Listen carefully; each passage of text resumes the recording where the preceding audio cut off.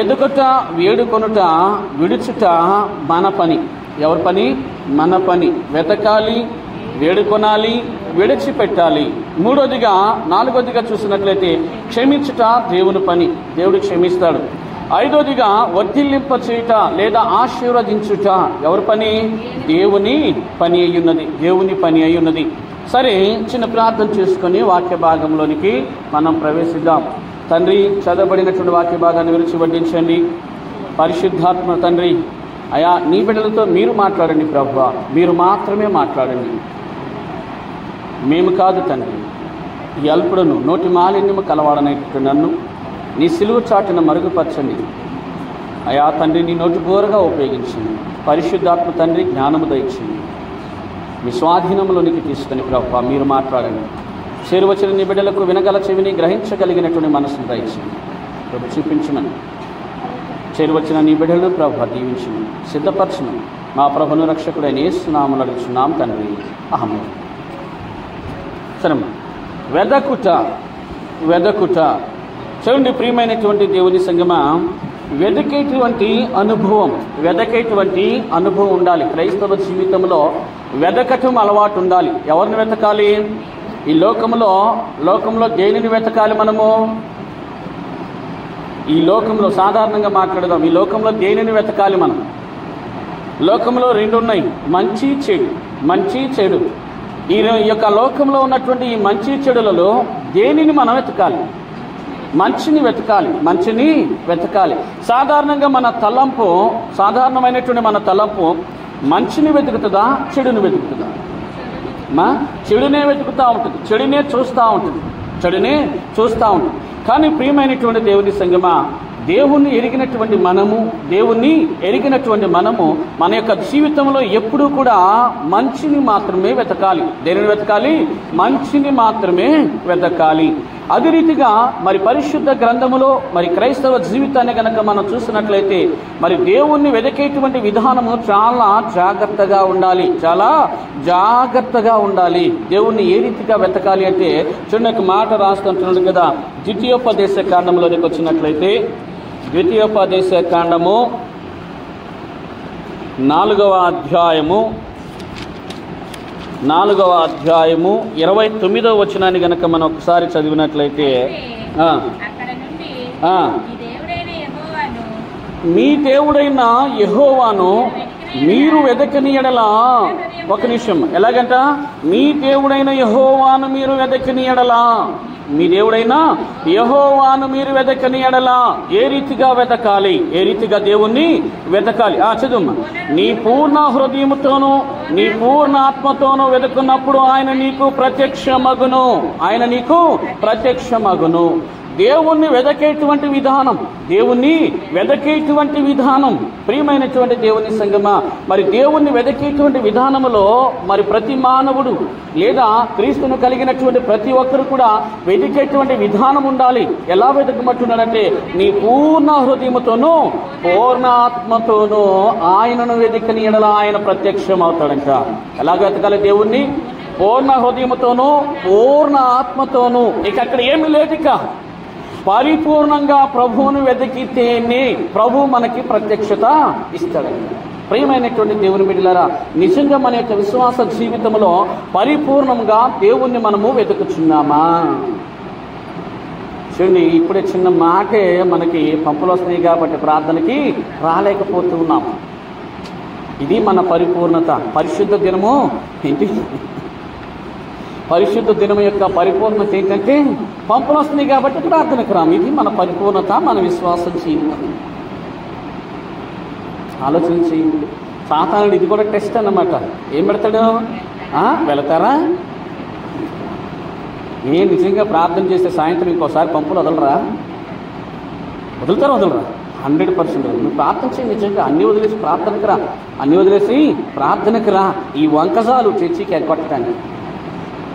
ఇది మన పరిపూర్ణత. ప్రియమైనటువంటి దేవుని సంగమా, దేవుణ్ణి వెతికి ఆశీర్వాదాలు పొందేటువంటి వారి యొక్క జీవితాలు ఎట్లా ఉంటాయంటే పరిపూర్ణముగా ప్రభువుకి లోబడిపోతారు. అనగా చూడండి, ఈ యొక్క వారంలో మనం ప్రభువుకి పరిపూర్ణంగా లోబడేటువంటి రోజు ఒకే ఒక్క రోజు, ఆదివారం నాడు కూడా ప్రభు సన్నిధిలోనికి పరిపూర్ణంగా మనము చేరలేకపోతాము. చూడండి, మన విశ్వాస జీవితం నిజంగా మనల్ని ఆశీర్వదిస్తాడా? దేవుడు ఆశీర్వదిస్తాడా? ఆశీర్వదించాల న్యాయమేనా? దేవుణ్ణి అయా నన్ను ఆశీర్వదించు, దీవించని అడగటం న్యాయమేనా? మనం పని చేయకుండా, మనం లోబడకుండా, దేవుణ్ణి వెతకకుండా, పరిపూర్ణంగా ఆయనకు లోబడకుండా న్యాయం చేయమంటే చేస్తాడా న్యాయము? డాక్టర్ గారి దగ్గరికి వెళ్ళాం, ప్రిస్క్రిప్షన్స్ రాశాడు, మెడిసిన్ రాశాడు, చాలా మెడిసిన్ రాసి చేశాడు. అమ్మా వాడండి అన్నాడు, వాడమని చెప్పాడు. ఇంటికి వచ్చిన తర్వాత ఆ మెడిసిన్స్ మొత్తం తీసి గూట్లో పడేసాం. రోగం తగ్గిద్దా? తగ్గదా? మంచి డాక్టర్ చెబుతాంబా, పెద్ద డాక్టర్, మంచి డాక్టర్ దగ్గరికి వెళ్ళామంటాడు. మంచి డాక్టర్కి వెళ్ళావు కరెక్టే, కానీ వాడిన రాసిన మెడిసిన్ ఏం చేసాం? వాడలా, గుట్లో పడేసావు. రోగం ఎలా తగ్గుతుంది? అక్కడ డాక్టర్ గారికి తప్ప, మంద తప్ప, మెడిసిన్స్ తప్ప? ఎవరికి తప్పు? మనదే కదా తప్పు. ఇక్కడ కూడా ప్రియమైనటువంటి దేవుని సంగమా, ఆ గొప్ప మహావైద్యుడైనటువంటి యేసయ్య దగ్గరికి వచ్చినటువంటి మనం ఆయన ఇచ్చేటువంటి దీవెనలన్నీ కూడా మన నిర్లక్ష్యంతో పోగొట్టుకుంటున్నాము. ఆయన దీవెనలన్నీ కూడా ఏం చేస్తున్నాం? కేవలం మన యొక్క నిర్లక్ష్యంతో పోగొట్టుకుంటున్నాం. కాబట్టి మరి ఆడ భక్తుడు రాస్తూ అంటున్నాడు కదా, మోషే గారు రాస్తూ అంటున్నాడు కదా, మీరు దేవుని ప్రత్యక్షతను చూడాలి అంటే, దేవుని యొక్క దీవెనలు పొందాలి అంటే మీరు దేవుని ఎలా ఎతకాలంట? పూర్ణ హృదయముతోనూ పూర్ణాత్మతోనూ ఆయన వెదకని ఎడల ఆయన మీకు దర్శనమిస్తాడు, లేదా ప్రత్యక్షతను దయచేస్తాడంట. ప్రియ సహోదరి సహోదరుడా, మరి ఆయన వెతికేటువంటి విధానం అనేటువంటిది చాలా జాగ్రత్తగా వెతకాలి. ఎప్పుడు కూడా దేవుని సన్నిధిలోనికి రావాలంటే ఆశ కలిగి ఉండాలి. అందుకంటాడు కదా 84వ కీర్తనలో కోరాహు కుమారులు రాస్తూ అంటుంటారు కదా, చదువుండమ్మా 84వ కీర్తనలో యెహోవా నీ మందిరావరణమును చూడవలనని నా ప్రాణము ఎంతో ఆశట. ఏంటంట? దేవుని మందిరాన్ని చూడాలనేటువంటి ఆశ, ఆయన మందిరంలో ఉండాలనేటువంటి ఆశ, తపన, తృష్ణ ఏం కలిగి ఉన్నాం? ఆశ. దేవుని మందిరంలోనికి రావాలంటే ఆశ. ఆదివారం వస్తుందంటే ప్రభు సన్నిధికి ఎప్పుడు పరిగెత్తుదామనేటువంటి ఆశ. ఇది నిజంగా దేవుణ్ణి వెతికేటువంటి వారికి ఉండాల్సినటువంటి లక్షణము. నిజంగా ఆలోచించి, నీలో ఉన్నదా ఈ లక్షణము? దేవుని నిజంగా వెతుకుతూ ఉన్నావా? దేవుని ఆశీర్వాదమును నిజంగా నీవు పొందుతున్నావా? ప్రియ సహోదరి సహోదరుడా, ఆలోచన చేయి. రెండోదిగా చూసినట్లయితే దేవుణ్ణి వేడుకునేటువంటి అనుభవం రావాలి. దేవుణ్ణి ఏం చేయాలి? వేడుకోవాలి. దేవుణ్ణి ఏం చేయాలి? వేడుకోవాలి. యేసుక్రీస్తు ప్రభువారే ఏం చేశారు? యేసుక్రీస్తు ప్రభువారు చేసినటువంటి ప్రార్థన తీయండమ్మా. ఆయన శరీరధారిగా ఉన్న కాలములో మహారోదముతోనూ కన్నీళ్లతోనూ తన్ను మరణము నుండి రక్షించగలవానికి ప్రార్థనలను యాచనలను సమర్పించి భయభక్తులు కలిగి ఉన్నందున ఆయన అంగీకరింపబడిన ఎవరైనా యేసుక్రీస్తు ప్రభువారు అంటే ఎలా ఉన్నాడంట అమ్మా? ప్రార్థనలతోనూ యాచనలతోనూ కన్నీరు విడిచుచు మహారోదనతో ప్రార్థన చేశాడు. కాబట్టి ఆయన్ను వేడుకున్నాడు, విజ్ఞాపన ప్రార్థన చేశాడు. కాబట్టి యేసుక్రీస్తు ప్రభువారంట అంగీకరించబడ్డాడంట. మరి నీ జీవితం ఎలా ఉందో ఒకసారి ఆలోచించి, దేవుణ్ణి వేడుకునేటువంటి విధానంలో నిజంగా నీ గురించి, నీ ఆత్మీయ జీవితం గురించి ప్రభు పాదాలు పట్టుకుంటున్నావా లేదా? ఒకసారి ఆలోచన చేయి. ప్రియమైనటువంటి దేవుని సంగమా, మరి యేసుక్రీస్తు ప్రభువారే మరి తండ్రి ఎదుట మహారోదనతో మన యొక్క మరి విజ్ఞాపన ప్రార్థన చేసినట్ట. మరి నీ ప్రార్థన ఎలా ఉన్నది? నీవెలా దేవుణ్ణి వేడుకుంటూ ఉన్నావు, విజ్ఞాపన చేస్తూ ఉన్నావు దేవునికి? నీ పాప జీవితాన్ని బట్టి, నీ అపరిశుద్ధ జీవితాన్ని బట్టి, ఈ లోకానుసారమైనటువంటి జీవితాన్ని బట్టి నీవు దేవుణ్ణి వేడుకుంటున్నావా? ప్రభువా, నా పాపములు మన్నించు నాయనా, నా పాప జీవితాన్ని తీసివేయి ప్రభువా, పరిశుద్ధమైనటువంటి జీవితం నాకు దయచేయి ప్రభు అని నిజంగా వేడుకుంటున్నావా? దేవుణ్ణి వేడుకునేటువంటి అనుభవం నీకున్నదా? ప్రియ సహోదరి సహోదరుడా, ఉంటే మంచిదే, లేకపోతే ఏంటి నీ పరిస్థితి? ఒకసారి ఆలోచన చేయి. కీర్తన గ్రంథంలోనికి గనక మనం వచ్చినట్లయితే, కీర్తన గ్రంథం 50వ అధ్యాయము 15వ వచనం. ఆపత్కాలమున నీవు నన్ను గూర్చి మొర్రపెట్టుము, నేను నిన్ను విడిపించేదను, నీవు నన్ను మహిమపరచెదవు. చూడంట, దేవుణ్ణి వేడుకొనినట్లయితే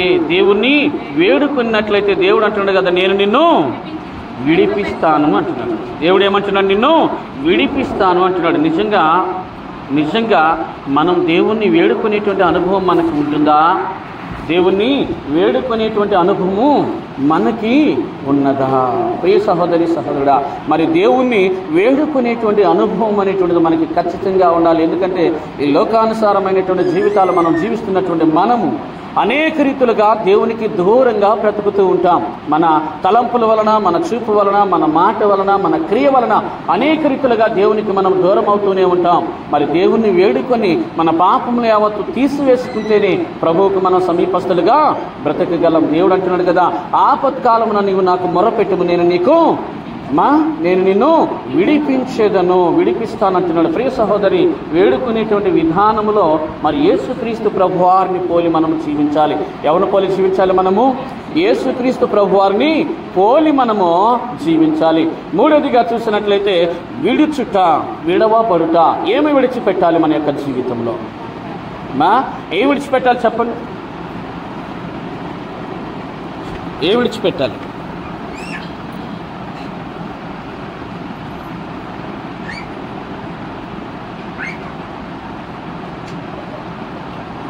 ఏం విడిచిపెట్టాలి? మనము మన జీవితంలో విడిచిపెట్టాల్సినవి ఏంటి? పాపాలు ఏంటి? ఆ పాపాలు ఏంటి? ఆ పాపాలు ఏంటి?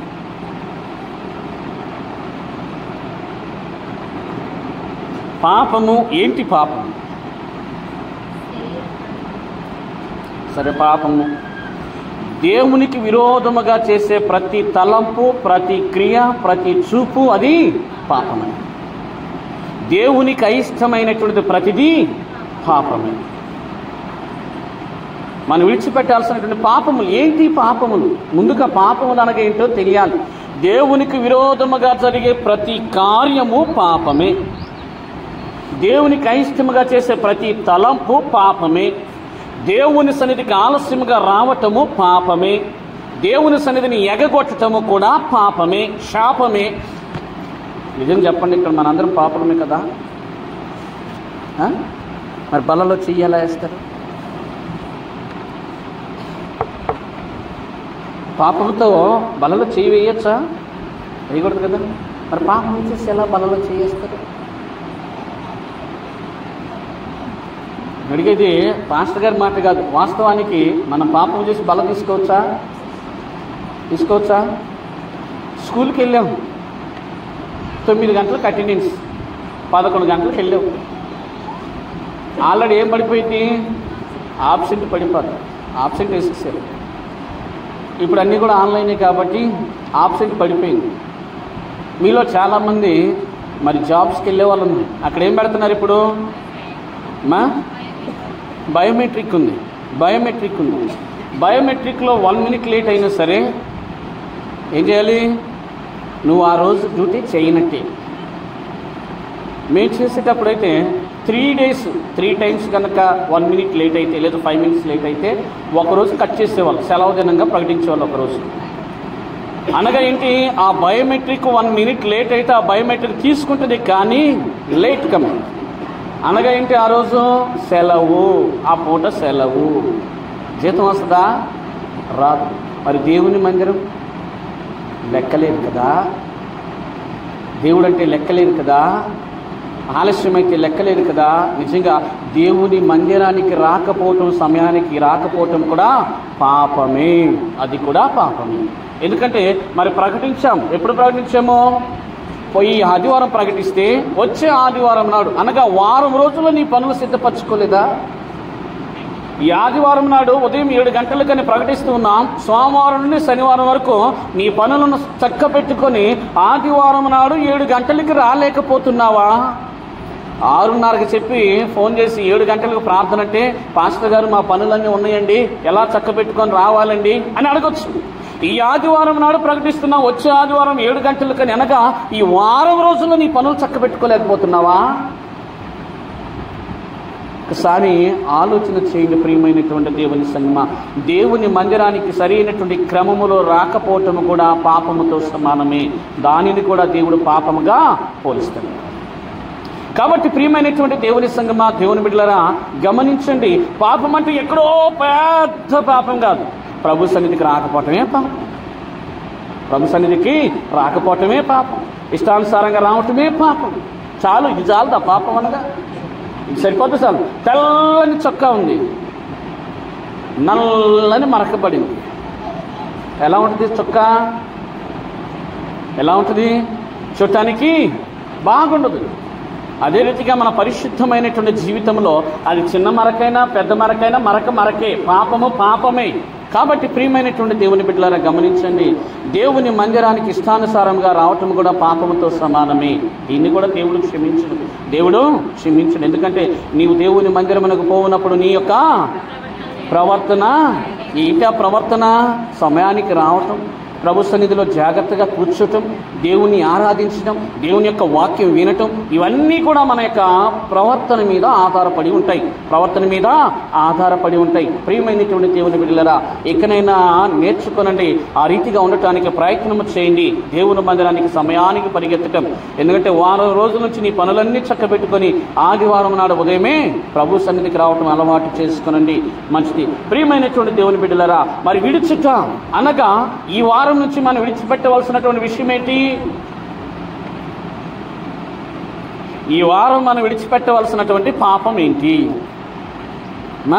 నేను ఆలస్యంగా రావటం యొక్క నేను మానేస్తానండి, సమయానికి నేను వస్తాననే పాపాన్ని మనం విడిచిపెడదాం. ఫస్ట్ ఏం విడిచిపెడదాం? నిజంగా అందరి చేతులెత్తండి. ఎంతమంది విడిచిపెట్టారు? అంటే మీరు ఆలస్యంగానే వస్తారా? అంటే పాపం చేస్తారు ఇక మీరు? అందరి చేతులెత్తండి. అందరూ నిజంగా అయ్యా ఈ దినం నుంచి ప్రభువా ఆలస్యం అనేటువంటి పాపము మేము చేయము. ఎందుకంటే ప్రియమైనటువంటి దేవుని బిడ్డలారా, ఆరాధనలో ఎంత సంతోషంగా మనం పాల్గొంటామో ఆత్మీయంగా అంత సంతోషంగా వారమంతా మనం ఉంటాము.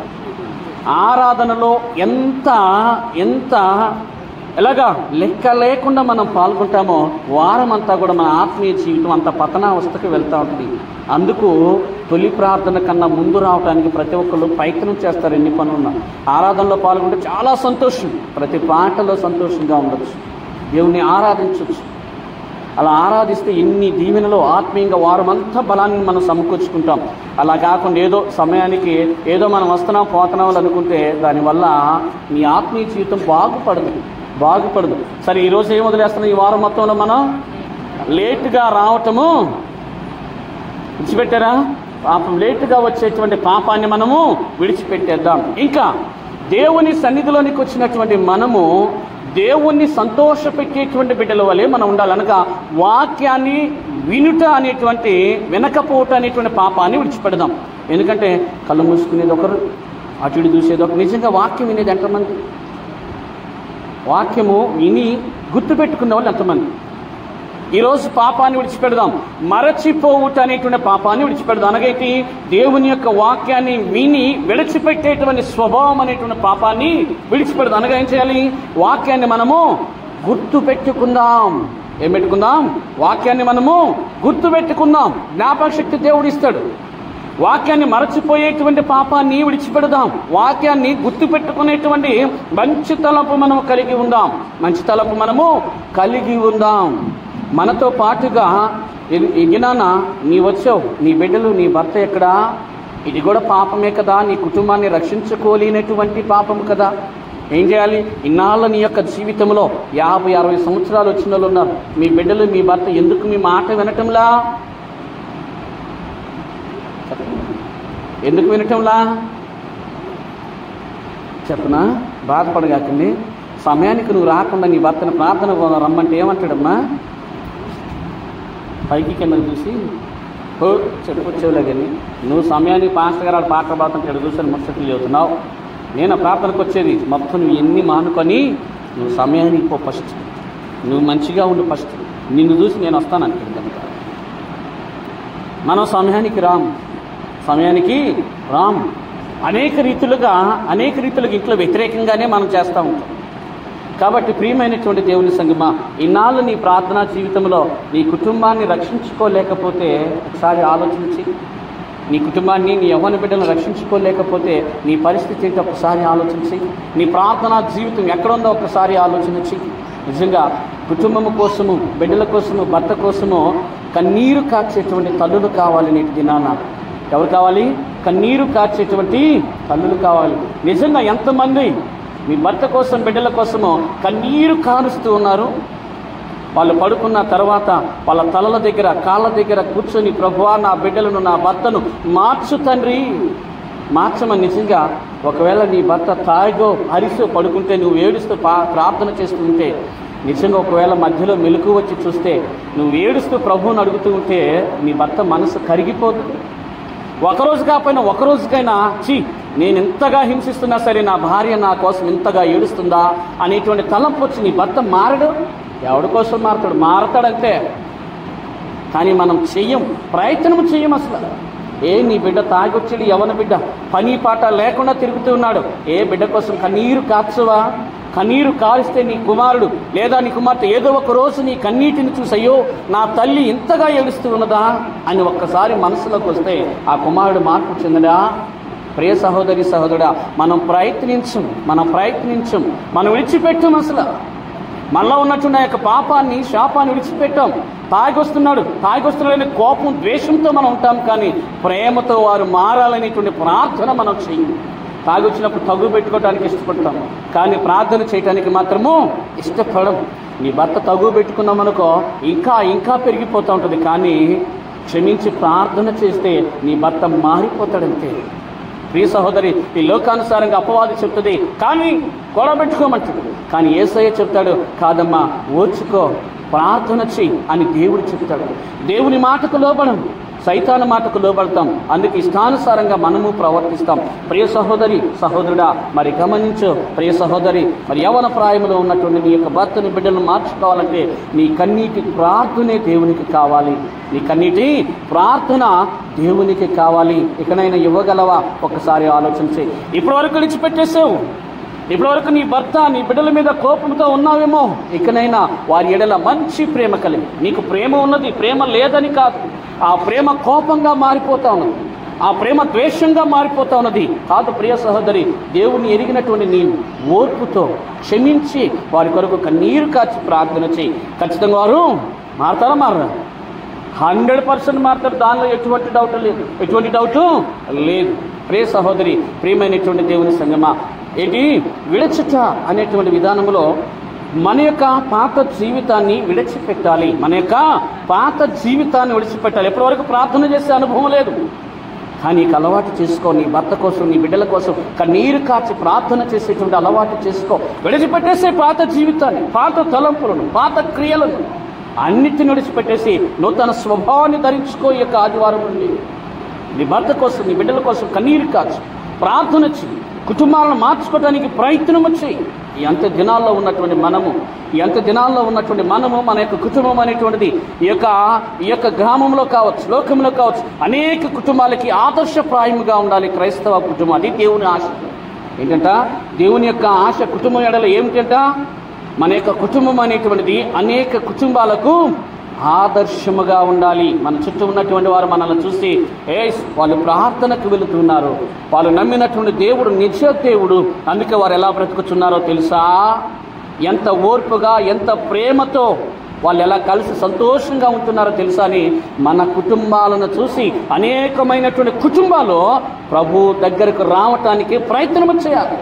అంతేకాని మనం ఇక్కడేమో ప్రార్థన చేసి ఇంటికి వెళ్ళిన తర్వాత చూడు అంటే నన్ను చూడమన్నామనుకోండి, నిజంగా మరి దేవుణ్ణి తెలియనటువంటి వారు నిజంగా మారతారా? మారరు కదా. అనగా వాళ్ళు మారకపోవటానికి కూడా కారణం ఎవరు? మనమే. ప్రియ సహోదరి సహోదరుడా, దేవుని ఎరిగినటువంటి నీవు నీ పాత జీవితాన్ని ఎక్కనైనా విడిచిపెట్టేసి, నీ రోత జీవితాన్ని ఎక్కనైనా విడిచిపెట్టేసి, దేవుని యందు ఉన్నటువంటి నిర్లక్ష్యాన్ని ఎక్కడైనా వదిలిపెట్టేసి నూతన స్వభావాన్ని ధరించు. ఇదిగో నీవు, నీ కుటుంబం రక్షించబడి అనేకమైనటువంటి కుటుంబాలకు ఆదర్శముగా నీవు నిలబడటానికి ప్రయత్నం చేయి. చూడండి, ఈ యొక్క విడిచుట అనేటువంటి అంశం మీద కొన్ని మాట 2వ దినవృత్తాంతముల గ్రంథము 33వ అధ్యాయము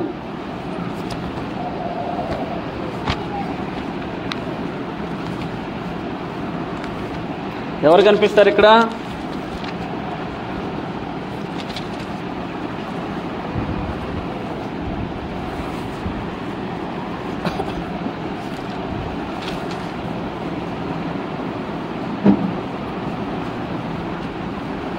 ముప్పై 34 వచ్చిందండి అధ్యాయానికి రండమ్మా. 34, 33 వద్దు, పెద్దగా ఉంటుంది కానీ 34 వచ్చింది యోషియా గురించి.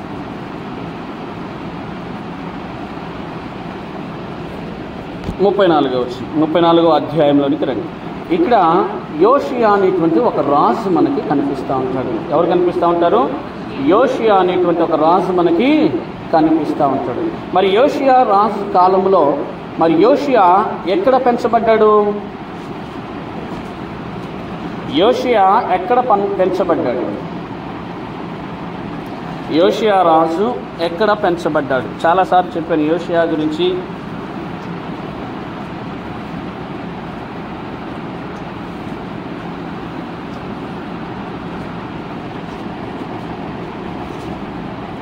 ఎక్కడ పెంచబడ్డాడమ్మా? దేవుని మందిరంలో పెంచబడ్డాడు. చిన్న వయసులోనే రాజు అయ్యాడు. చిన్న వయసులోనే యూదులను పరిపాలించేటువంటి రాజయ్యాడు యోషియా. అయితే మరి యోషియా యొక్క పితరులు ఎవరు? ఎవరు? యోషియా యొక్క నాన్న పేరేంటి?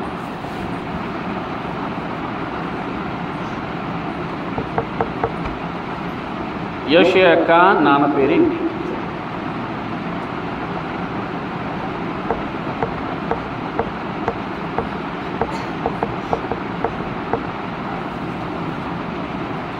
ఏం పేరమ్మా? మనషే నాన్న పేరేం పేరు? ఆమోన్ నాన్న పేరేం పేరు? ఎవరు? హిజ్కియా దగ్గర నుండి వస్తాం. హిజ్కియా, ఆమోను, మనషే, యోషియా. హిజ్కియా దేవుని ఎడల ఎంతో భయభక్తులు కలిగి జీవించినటువంటి వ్యక్తి. హిజ్కియా దేవుని ఎడల ఎంతో భయభక్తులు కలిగి జీవించినటువంటి వ్యక్తి హిజ్కియా యొక్క జీవితాన్ని మనం పరిశీలన చేసినట్లయితే హిజ్కియా చేయకూడనటువంటి ఒక కార్యము చేశాడు. దేవుని చేత రక్షించబడిన తరువాత, మరణకరమైనటువంటి రోగము కలిగిన తరువాత మరి హిజ్కియా ప్రార్థన చేస్తే ఆ ప్రార్థన దేవుడు ఆలకించాడు. మరణం నుంచి జీవములోనికి నడిపించాడు. ఎన్ని సంవత్సరాలు పెంచాడు? 15 సంవత్సరముల ఆయుష్ పెంచడం జరిగింది. 15 సంవత్సరాల ఆయుష్ను పెంచాడు. అయితే ఆయుష్ పెంచిన తర్వాత అక్కడ పెద్ద విషయం ఒకటి జరిగింది. ఏం జరిగింది? దోన ప్రాంతం నుంచి బబులోనీయులు వచ్చారు.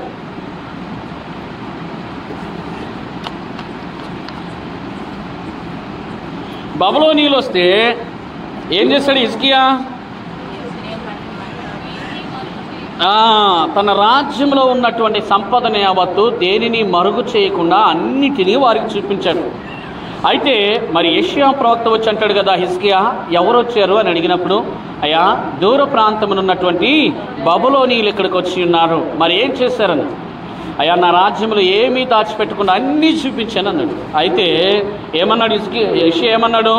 ఈ రాజ్యంలో ఉన్నటువంటి ప్రతిదీ కూడా వాళ్ళు ఒకానొక దినాన మొత్తాన్ని కొల్లగొట్టుకుని పోతారు అన్నారు. అయితే మరి హిజ్కియా కాలంలో ఆ యొక్క పనులు హిజ్కియా కాలంలో జరగల. చూసినట్లయితే ఇక్కడ ప్రియమైనటువంటి దేవుని సంగమా, మరి యోషియా కాలంలో మరి అప్పటికే ఆమోను కావచ్చు, మనషే కావచ్చు, హిజ్కియా చేసినటువంటి పనులు చేయకుండా హిజ్కియా ముందున్నటువంటి రాజులు చేసినటువంటి పనులు చేశారు. అనగా దేవునికి విరోధమైనటువంటి కార్యములు వారు చేశారు. చూడండి, యొక్క మాట ఈ యొక్క వచనాలలో చూసినట్లయితే ఎలా ఉంది హిజ్కియా యొక్క యెషయా ముందు ఎలా ఉందో చూడండి. 4వ వచనం.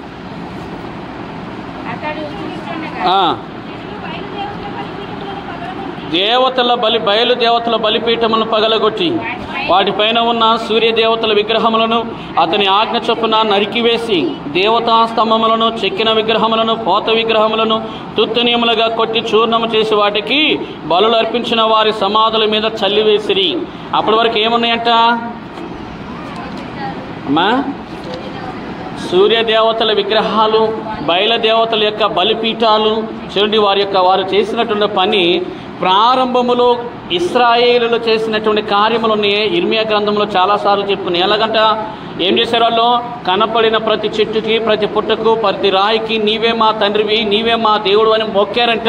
ఏ రీతి కనుక మరి అరణ్య ప్రాంతంలో ఇశ్రాయేల్ ప్రజలు ఏ రీతిగా దూడను చేసుకుని వారు మీరే ఈ దూడే మమ్మలను ఐగుప్తు నుంచి బయటకు తీసుకొచ్చినటువంటి దేవుడు అని పూజించారు. అదే రీతిగా ఇశ్రాయేలులందరూ కూడా యూదులు ఏం చేస్తూ ఉన్నారు? బయలుదేవత విగ్రహాలు కట్టారు. ఎత్తైన ప్రతి స్థలంలో బలిపీఠాలు నిర్మించారు. ఆ యొక్క బయలుదేవతకు బలులు అర్పిస్తూ ఉన్నారు. అదే రీతిగా సూర్యదేవత విగ్రహాలు కట్టారు. కుమారులను మొదటిగా పుట్టినడు కుమారులను అగ్ని దాటిస్తూ ఉన్నారు. భయంకరమైనటువంటి కార్యములు వారు చేస్తూ ఉంటే మరి యోషియా వచ్చినటువంటి కాలంలో ఏం చేశాడంటే వాటన్నిటిని కూడా ఏం చేశాడు? మొత్తాన్ని సర్వనాశనం చేశాడు. ఎంత వయసు ఆయన రాజైన టైంలో? అమ్మా, ఆయన చేసినటువంటి పనులు ఎప్పుడో చూడండి. ఎన్నో సంవత్సరాలు? 3వ వచనం.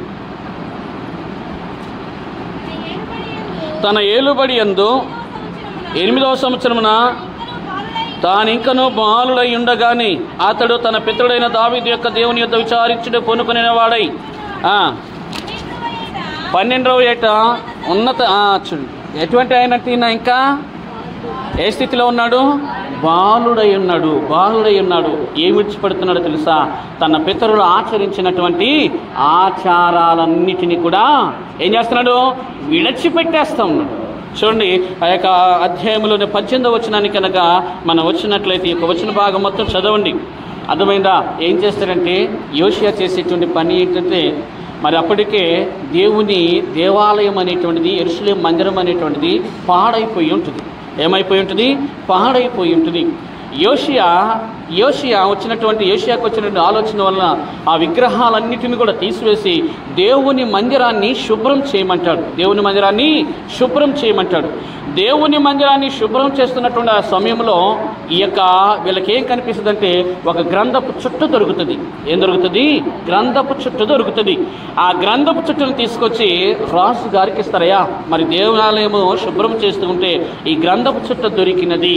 చూడండి, ఆ దినాల్లో రాజులు తాము చేసిన ప్రతి పని, ప్రతి క్రియ కూడా ఏం చేసేవాళ్ళంటే లేఖకులను పిలిచి ఏ రోజుకు ఆ రోజు, ఈ దినాల్లో మనం డైరీ రాయటం అంటాం కదా, అదే రీతిగా రాసులు కూడా ఆ దినాల్లో వారు చేసిన పనులన్నీ కూడా ఏం చేసేవాళ్ళు? సాయంత్రానికి మొత్తం రాసి చుట్టలు చుట్టి, పక్కన చర్మాల మీద రాసి చుట్టలు చుట్టి దాచి పెడతా ఉండేవాళ్ళు. అనగా రాబోయేటువంటి దినాలలో మరి వచ్చేటువంటి వారికి ఇది మాదిరికరంగా ఉండాలి అనేటువంటి అంశం మీద.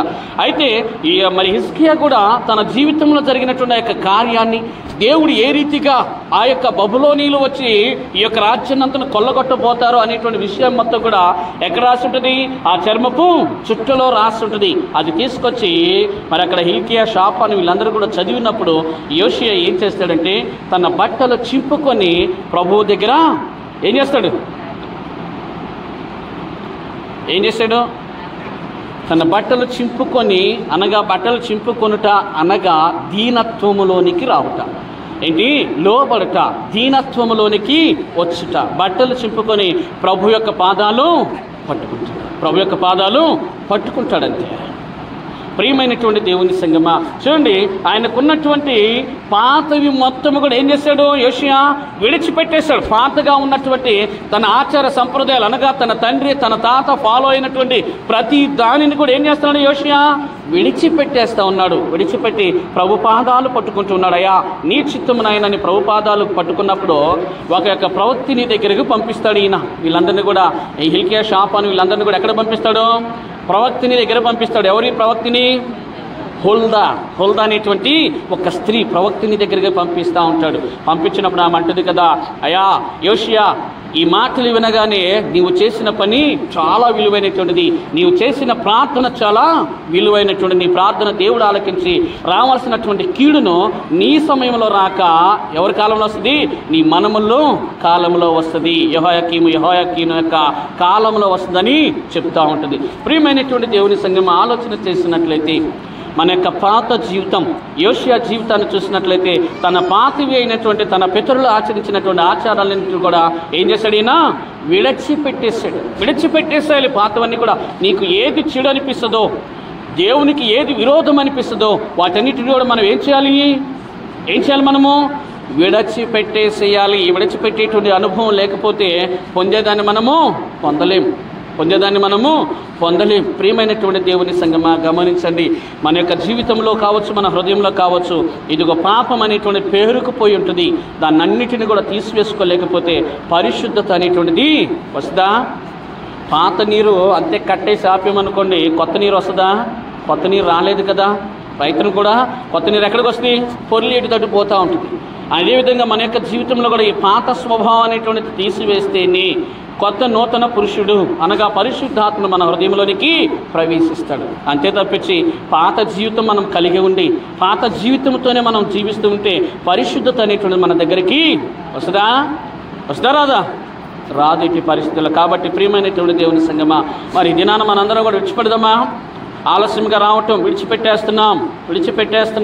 ఏ సమయం ఉన్నా, ఏ పనులున్నా, ఎన్ని పనులున్నా ప్రభు సన్నిధికి సమయానికి మేమిక వస్తాము అనేటువంటి నూతన స్వభావాన్ని మనము పొందమవుద్దా? కవలమవుద్దా? పాతవి పోతేనే కొత్తవి వస్తాయి. ఇదొక్కటి గుర్తుపెట్టుకొని, పాత స్వభావం అనేటువంటి పాపము పోతేనే పరిశుద్ధత వస్తుంది.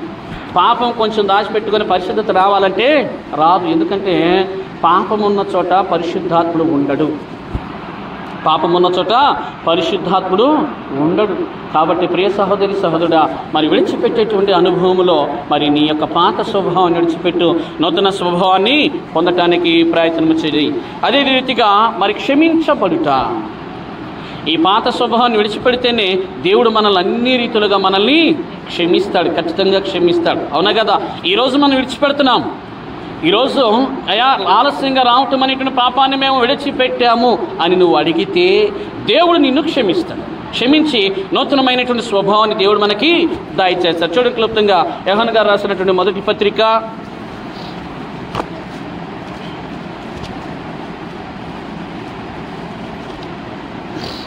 1వ అధ్యాయం 9వ వచనం. మన పాపములను మనము ఒప్పుకొని ఎడల ఆయన నమ్మదగిన వాడును నీతిమంతుడును గనుక ఆయన మన పాపములను క్షమించి సమస్త దుర్నీతి నుండి మనల్ని పవిత్రులుగా చేయును. ఏంటంట? మన పాపములను గనక మనము తెలుసుకొని విడిచిపెట్టినట్లయితే ఏంటంట? ఆయన నమ్మదగిన వాడు, నీతిమంతుడు, కృప కలిగినటువంటి దేవుడు కనుక మనల్ని ఏమంటున్నాడు? సమస్తమైనటువంటి దుర్నీతి నుండి మనలను పవిత్రులుగా అనగా కాపాడతాడంట, క్షమిస్తాడంట. ప్రియ సహోదరి సహోదరుడా, మరి ఈ దినాన నీవు చెప్పగలవా? ప్రభువా, నా పాత జీవితం నీకు విరోధముగా ఉన్నదయా, సమయానికి కూడా నీ మందిరానికి రాలేనటువంటి జీవితము ప్రభువా, అయా ఈ జీవితం నుంచి నన్ను బయటికి తీసుకునిరా, నా పాపమును మన్నించు ప్రభు అని నీవు గనక నిజముగా ప్రభు పాదాలు గనక పట్టుకున్నట్లయితే ఆయన అంటున్నాడు కదా, నేను సమస్తమైనటువంటి దుర్నీతి నుండి నేను నిన్ను పవిత్రులు గనక క్షమిస్తాను అంటున్నాడు. ప్రియ సహోదరి, మరి నీ యొక్క పూర్ణ హృదయముతో పూర్ణాత్మతో ఈ మాటను నువ్వు చెప్పగలవా? ప్రభువా, నేను పాపినయా, నీ మందిరానికి సమయానికి రాలేనటువంటి స్థితిలో నేను ఉన్నానయ్యా, నన్ను మన్నించు, నా పాపము క్షమించమని అడగగలవా? అడిగితే ఆయన అంటున్నాడు కదా నేను నిన్ను క్షమిస్తాను అంటున్నాడు. ప్రియ సహోదరి, మరి ఎంతమంది అడుగుతారో, ఎంతమంది క్షమాపణ పొంది ప్రభు బలంలో చేయి వేస్తారనేటువంటిది ఏదేమైనా చాయిస్ ఇస్ యువర్స్, మీ ఇష్టం. అదే రీతిగా 5వదిగా చూసినట్లయితే ఆశీర్వదించబడుట అనగా చూడండి, ఎంతగా ఆశీర్వదించబడాలి అంటే తిమోతికి రాసిన మొదటి పత్రిక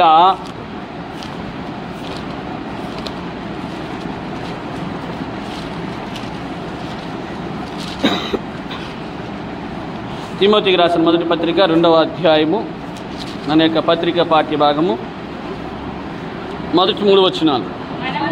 మనము సంపూర్ణ భక్తియు మాన్యతయు కలిగి నెమ్మదిగాను సుఖముగాను బ్రతుకు నిమిత్తము అన్నిటికంటే ముఖ్యముగా మనుషులందరి కొరకును, రాసుల కొరకును, అధికారులందరి కొరకును విజ్ఞాపనములను, ప్రార్థనలను, యాచనలను, కృతజ్ఞతాస్తుతులను చేయవలెనని హెచ్చరించుచున్నాను. ఇదే మంచిదియు మన రక్షకుడగు దేవుని దృష్టికి అనుకూలమైనదై ఉన్నది. ఎలా ఉండాలంట? ఎంతగా ఆశీర్వదిస్తాడంటే దేవుడు